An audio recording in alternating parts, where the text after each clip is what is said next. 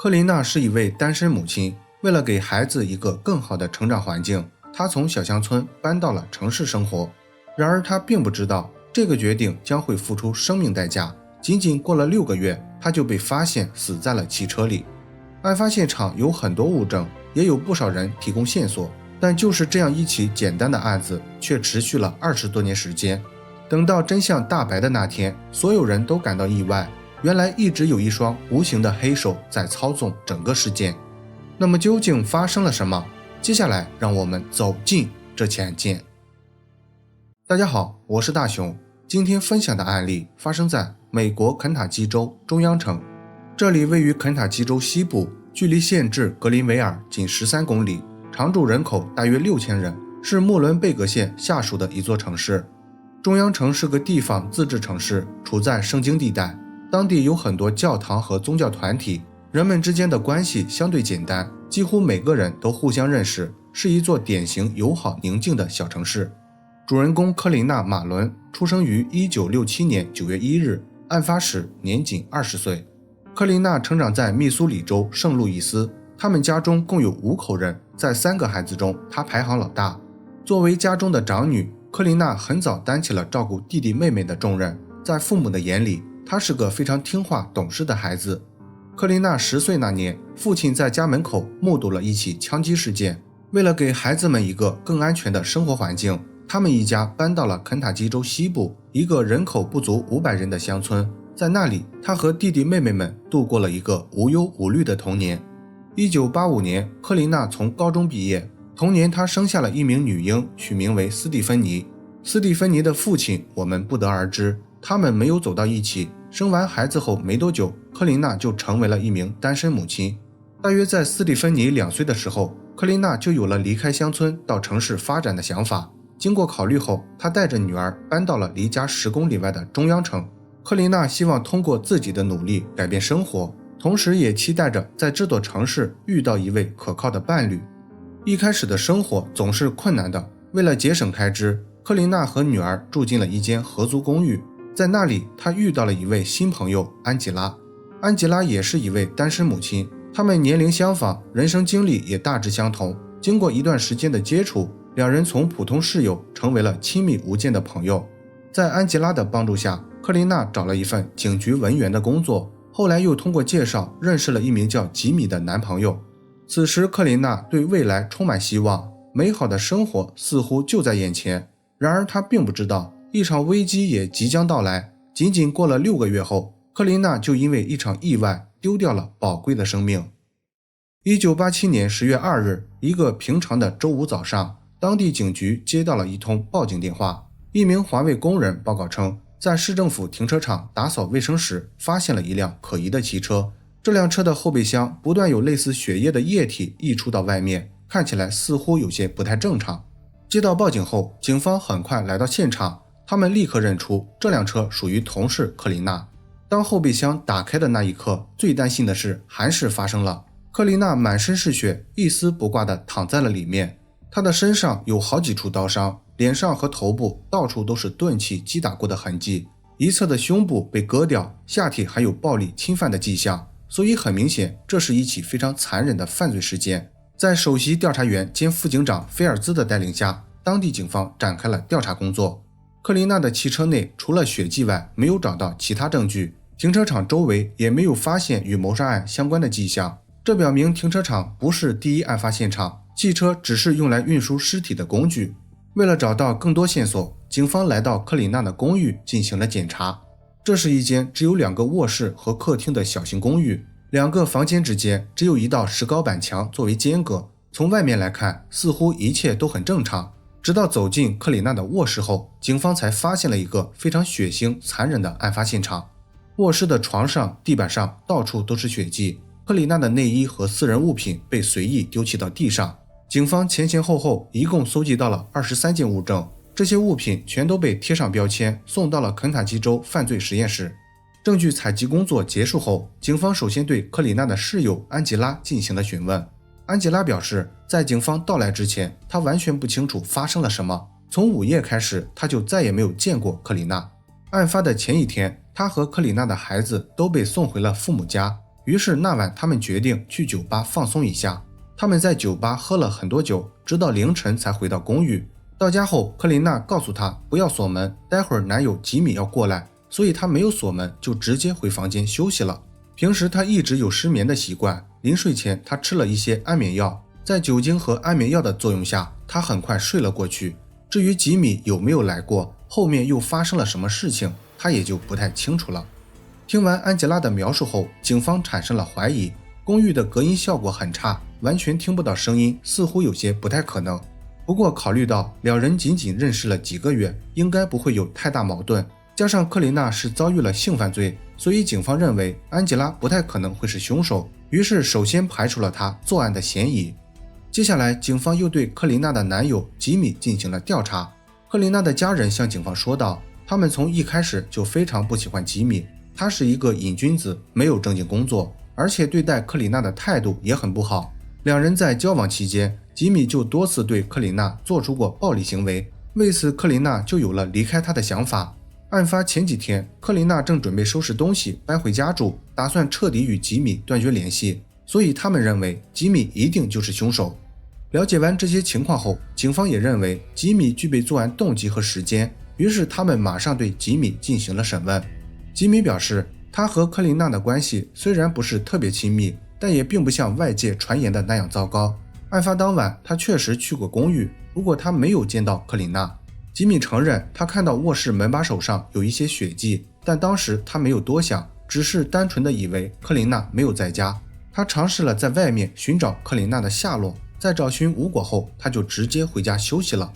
吉米的说法立刻引起了警方的怀疑，看到血迹为什么不报警？找不到女友的下落又是怎么安心入睡的？这些问题吉米一直给不出合理的解释。警方当即判断，那晚吉米一定是吸食了违禁物品，神志有些不太清楚。两人在公寓内因为分手的事情发生了冲突，从而导致吉米对克琳娜实施了残害。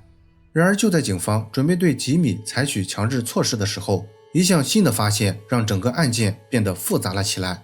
验尸官在对克琳娜检查后得出结论，克琳娜的体内不含酒精，这表明她在遇害前根本没有喝酒。这个结果与之前室友安吉拉的说法出现了明显不一致的地方。考虑到安吉拉不可能会是犯下这起案件的凶手，那她说谎的原因一定就是给同伙做掩护。为了找到事情的真相，警方又对安吉拉进行了调查。很快，一名叫杰弗里的男子进入了警方的视线。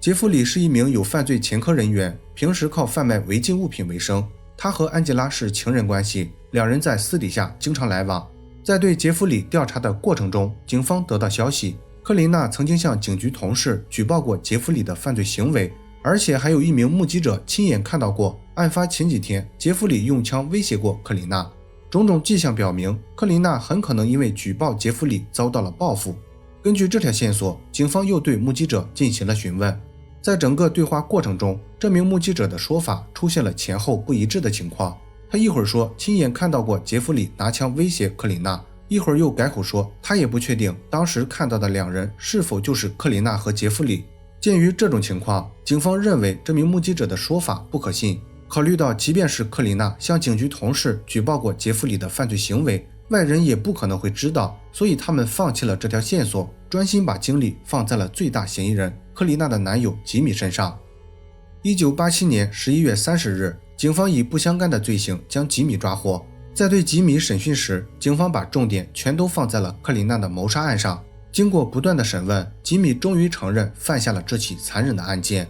7个月后，吉米被送上法庭，检方拿出了证人以及一些其他旁证，指控吉米杀害了女友克琳娜。不过吉米的辩护律师对此提出质疑，他们认为检方没有任何实质性的证据证明此案与吉米有直接关系。吉米也当庭翻供，推翻了先前的证词。他表示当时是在警方的压力和引导下才承认了犯罪行为，实际上他与这起案件没有任何关系。庭审2天后，陪审团仅仅用了几个小时就宣告了证据不足、吉米无罪的裁决。克琳娜的父母难以接受这样的结果。最糟糕的是，即便以后再找到证据，吉米也无法因为谋杀罪再次受到指控。事后处理此案的负责人菲尔兹警探向克琳娜的父母说道，他绝对不会放弃调查，请他们放心，一定会为克琳娜讨回公道。在菲尔兹警探的安慰下，克琳娜的父母也坚信迟早能等到正义到来的那天。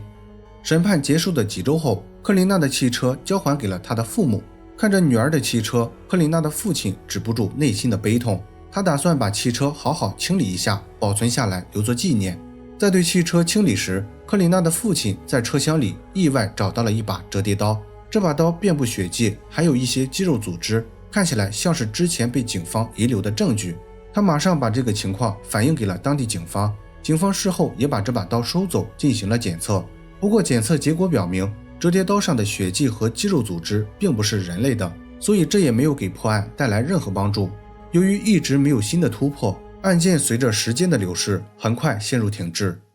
1992年，处理此案的首席警探菲尔兹退休，一位叫阿内特的警探接任了这个位置。阿内特上任后没多久，很快注意到了克琳娜的案子。经过了解，他认为这起案件有希望破案，于是在阿内特警探的带领下，此案又重新回到了人们的视线。接下来的几年里，阿内特从头开始调查，他走访了当年的目击者，审讯了那些嫌疑人，通过各种关系得到了很多以前从未披露过的细节。截止到2004年，阿内特警探已经收集了好几本厚厚的调查材料，案件的进展也即将进入收尾阶段。然而就在这个时候，一通电话彻底打乱了他所有计划。私人医生告诉阿内特，他患上了癌症，而且非常严重，所剩的日子已经不多了，劝他尽快结束工作，提前准备后事。得到这个消息后，阿内特非常难过，他不想让这些调查材料随着他的去世彻底消失。于是阿内特把调查报告全都交给了自己多年的好友科斯蒂。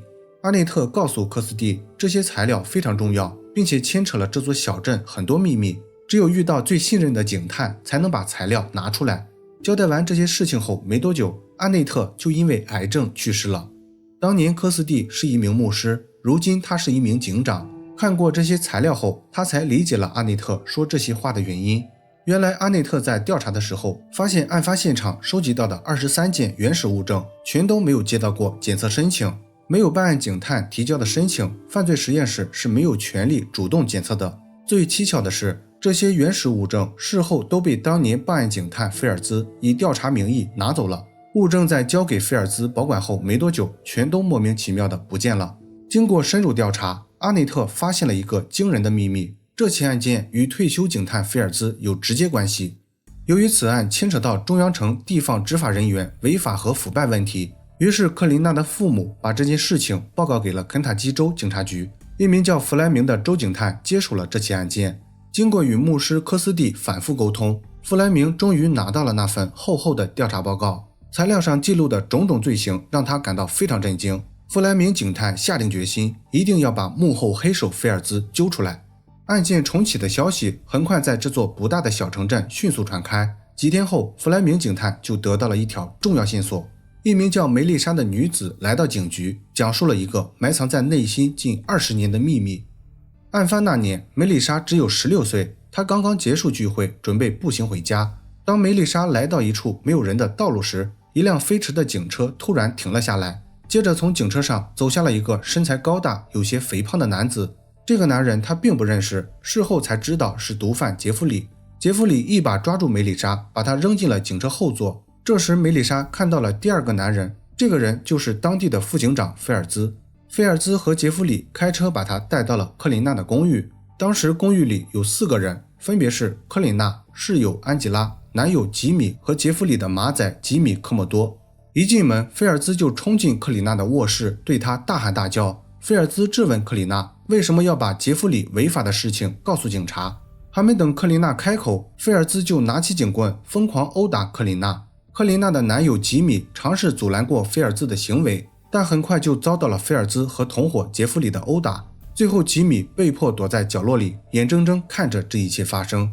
克琳娜遭到菲尔兹的不断殴打后，很快失去了反抗能力。然后菲尔兹又对躺在床上的克琳娜进行了侵犯。菲尔兹结束后，又喊来杰弗里和吉米科莫多继续侵犯克琳娜。这些事情做完，菲尔兹似乎还不解气，他又拿起一把刀子，残忍结束了克琳娜的生命。克琳娜去世后，菲尔兹又盯上了梅丽莎，随后3人又对梅丽莎实施了侵犯。几个小时过后，3人得到满足，开始处理克琳娜的尸体。杰弗里用床单把克琳娜卷起来放进了汽车后备箱，然后他开着另一辆汽车提前离开了。过了一会儿，菲尔兹坐进了装有尸体的汽车副驾驶，他用枪威胁梅丽莎，把车开到了市政府停车场。当他们到达时，杰弗里已经在停车场等着他们了。梅丽莎看到这种情况，认为菲尔兹和杰弗里一定会对自己下手，于是他找准机会迅速逃离了停车场。菲尔兹和杰弗里看到梅丽莎逃跑后没有上前追赶，因为他们知道梅丽莎肯定不敢把这件事情说出去。也正如他们预料的那样，梅丽莎吓坏了，她跑到外面躲了很久才敢回家。这件事情除了她和母亲说过以外，没有告诉过任何人。梅丽莎的母亲也非常清楚，和菲尔兹作对不会有好下场，所以这件事情他们也一直没有对外透露过。梅丽莎不清楚自己为什么会成为他们的目标，也不知道菲尔兹和杰弗里又为什么让她目睹这一切。她只是解释说，可能自己在错误时间出现在了错误地点，才经历了这场可怕的遭遇。梅丽莎的证词是一份强有力的证据，其他的证据也已经由上一任警探阿内特调查清楚，现在就开始为大家讲述整个事件的始末。副警长菲尔兹利用职务之便，在当地经营了一个巨大的贩毒集团，杰弗里就是这个集团的2号人物。克琳娜在室友安吉拉口中无意间得知了杰弗里的犯罪行为，于是他想都没想，直接把这件事情告诉了自己的上司。不过克琳娜并不知道，副警长菲尔兹就是这个犯罪集团的幕后老板。当克琳娜的上司把这件事情报告给菲尔兹以后，菲尔兹就认为自己经营的犯罪生意受到了威胁，如果不尽快解决，他很有可能因为这件事情牵扯进去。于是菲尔兹就安排手下杰弗里找到克琳娜，用枪威胁她不要继续举报。不过这个计划没有得逞，克琳娜没有妥协。看到威胁不起作用以后，菲尔兹就决定让克琳娜永远闭嘴。菲尔兹是这座城市的首席调查员，本市发生的大大小小所有案件全都要听他的安排，所以菲尔兹只需要在办案过程中稍微动动手脚，这起案件就永远也无法侦破。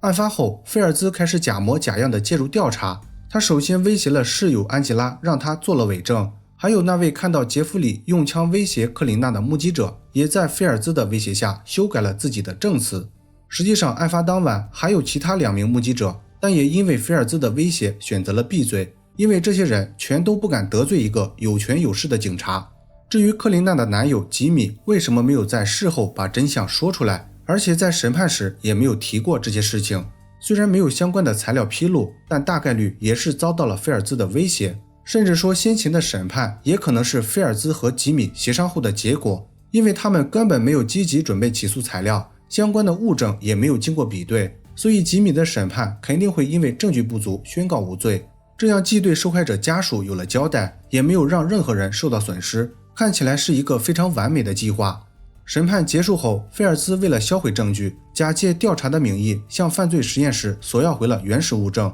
这些没有检测过的物证事后全都被他销毁了。如果不是后面几位警探的坚持，这起案件肯定会不了了之。另外还有一个犯罪动机，那就是为情所困。实际上克琳娜在和男友交往期间又和菲尔兹建立了关系，案发前段时间克琳娜曾经对外说过她怀上了菲尔兹的孩子，这件事情后来被证实是假的，因为尸检没有发现克琳娜有怀孕的迹象。至于为什么克琳娜要对外放出这个消息，她是真的以为自己怀孕了，还是有其他的目的，我们就不得而知了。不过可以确定的是，两人确实有不正当行为。最后再说一下那位证人梅丽莎，在做笔录时，她说自己是被菲尔兹和杰弗里随机盯上带到克琳娜公寓的，但从常规角度来看，这种说法似乎站不住脚，因为这毕竟是一件无法见光的事情，肯定越少人知道越好。菲尔兹和杰弗里也一定非常清楚这个道理。通过查询相关的材料后，我发现梅丽莎其实也是一位瘾君子，而且她还当过一段时间的线人，所以梅丽莎极有可能以前就认识菲尔兹和杰弗里。如果这个假设成立，那梅丽莎大概率可能知道当晚他们要去教训克琳娜，只不过她没有想到最后闹出了人命。时隔多年后，梅丽莎看到警方掌握了充足证据，可能担心自己会受到牵连，所以才主动站出来说出了这一切。当然这只是我的个人猜测，没有任何证据和相关材料支持，梅丽莎也没有被追究任何责任。2009年4月，克琳娜遇害的22年后，此案进入了审判流程。原副警长比利·菲尔兹同伙杰弗里·博伊德1级谋杀罪等多项罪名成立，被判处终身监禁。参与犯罪者吉米·科莫多1级过失杀人罪等多项罪名成立，被判处60年监禁。男友吉米·斯普林格和室友安吉拉·史密斯因妨碍司法公正等其他罪行被判处缓刑，目前2人均已经被释放。好了，本期案件分享到这里也就结束了。如果你喜欢我的节目，请帮我点赞加关注，非常感谢大家的支持。我是大熊，下期见。